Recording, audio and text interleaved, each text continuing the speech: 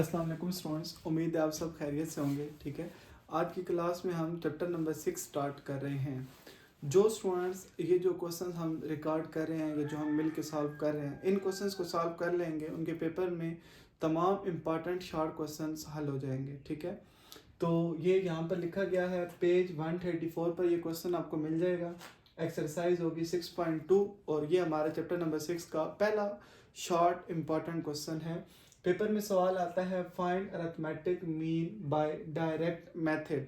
दो पार्ट बने हुए हैं, आपने इनका अरिथमेटिक मीन कैलकुलेट करना है बाय डायरेक्ट मेथड। जो जो फार्मूलाज इस्तेमाल होते हैं वो भी मैं आपको इंशाल्लाह इकट्ठे लिख दूंगा थोड़ा सा आगे चलकर। तो सबसे पहले स्टूडेंट्स फर्स्ट पार्ट का सोल्यूशन देखते हैं। सबसे पहले आपने अपने डाटा को x की इक्वल रखना है 12, 14, 17, 20, 24, 29, 35 और 45। अब आप स्टूडेंट्स ये जो आपको ऑब्जर्वेशंस दी हुई हैं इनको आप काउंट कर लें। तो नंबर ऑफ ऑब्जर्वेशंस कितनी है? 1 2 3 4 5 6 7 8। तो n की वैल्यू हो जाएगी 8। आपने फाइंड करना है arithmetic mean. Arithmetic mean arithmetic mean को स्टूडेंट्स आप x बार से रिप्रेजेंट करते हैं। अरिथमेटिक मीन को x बार से रिप्रेजेंट कर लेंगे। अरिथमेटिक मीन का फॉर्मूला होगा students sigma x over n, sum of all observation divided by number of observation. ये जो सिंबल है इसे आपने पढ़ना है सिग्मा, ये सुमेशन के लिए इस्तेमाल होता है, यानी कि x की तमाम वैल्यू को प्लस करेंगे और नंबर ऑफ वैल्यू से उसको डिवाइड करेंगे तो हमारे पास क्या कैलकुलेट हो जाएगा? Arithmetic mean. कभी कभी पेपर में सिर्फ मीन लिखा होता है या एवरेज लिखा होता है। ठीक है, तो आपने इन सब का एक ही मतलब है। ठीक है, मीन भी लिखे तो अरिथमेटिक मीन इसका मतलब होगा। तो स्टूडेंट्स फाइंड करते हैं एक्स बार इक्वल टू, फार्मूले में वैल्यू पुट करते हैं सिग्मा एक्स, यानी कि एक्स की तमाम वैल्यूज को प्लस करना है 12 plus 14 plus 17 plus 20 plus 24 29 35 45 divided by n की वैल्यू है 8। तो स्टूडेंट्स आप कैलकुलेटर का इस्तेमाल कर लें। ठीक है, पहले इन वैल्यूज को प्लस कर लेना है, फिर आपने 8 के साथ डिवाइड करना है। जब आप इनको प्लस करेंगे आंसर आएगा 196 और डिवाइड में आ रहा है 8, तो कैलकुलेटर पर डिवाइड कर लें, आपको आंसर मिल जाएगा 24.5। कैलकुलेटर चलाते हुए ये मिस्टेक हो सकती है कि अगर आप रवानगी के साथ तमाम वैल्यूज लिखें डायरेक्ट, ठीक है, और इधर ही आप 45 लिखने के बाद डिवाइडेड बाय 8 भी आगे प्रेस कर दें, तो कैलकुलेटर ये करेगा कि पहले 45 को 8 से डिवाइड कर देगा और फिर उन तमाम वैल्यूज को प्लस करेगा, तो इस का आंसर जो है वो गलत हो जाएगा बोर्ड मैथ्स रूल के मुताबिक। तो आपने सबसे पहले कैलकुलेटर पर नॉमिनेटर्स की तमाम वैल्यूज को प्लस कर लेना है, आंसर आ जाएगा 196। फिर अगले स्टेप में 196 को आपने 8 से डिवाइड कर देना, आंसर आ जाएगा 24.5। तो आपके दिए गए जो डाटा है इसकी जो अरिथमेटिक मीन है वो है 24.5। आप इसको नोट कर लें, सेकंड पार्ट लिखते हैं। तो स्टूडेंट्स पार्ट नंबर 2 में आपने डाटा को x की इक्वल रख लिया है, n नंबर ऑफ ऑब्जर्वेशन, इनको काउंट कर लें 1 2 3 4 5 6 7। तो n की वैल्यू 7 है। अरिथमेटिक मीन जिसको x बार से रिप्रेजेंट करना है उसका formula sigma x over n।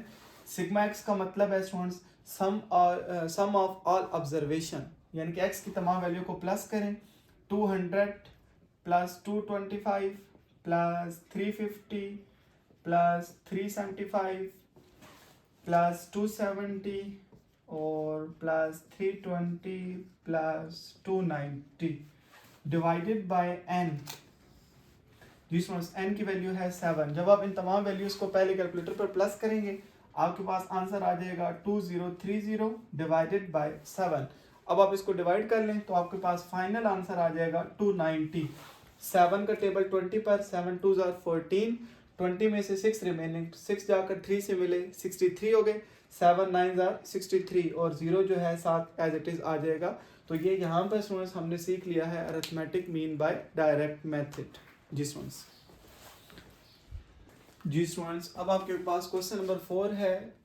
तो उसमें चेंज ये है कि आपने दोबारा अरिथमेटिक मीन फाइंड करना है लेकिन बाय इनडायरेक्ट मेथड। ठीक है, पहले आपने डायरेक्ट मेथड से किया था, अब इनडायरेक्ट मेथड से करना है। Indirect method is also called shortcut method. इससे भी जवाब आपके सेम आएंगे। तो इनडायरेक्ट मेथड से मैं आपको फर्स्ट पार्ट जो है वो सॉल्व करके देता हूँ।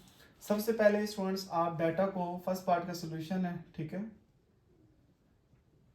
आप एक एक्स का कॉलम बना लें और अपने डाटा को कॉलम में लिख लें, ठीक है। आपको डाटा दिया हुआ है 12, 14, 17, 20, 24, 29, 35 और 45। जी स्टूडेंट्स, अब हम सीख रहे हैं arithmetic mean by indirect method. तो आप इस तरह नीचे क्वेश्चन कंटिन्यू रखेंगे। मैं आपको पहले फार्मूला लिख देता हूँ ताकि आपको पता चले कि हमारी जो है वो रिक्वायरमेंट क्या है। हम कैलकुलेट कर रहे हैं students x bar by indirect method. तो उसको निकालने का फार्मूला हम यूज करेंगे a plus sigma D over n। ये फार्मूला इस्तेमाल होगा to find arithmetic mean by indirect method.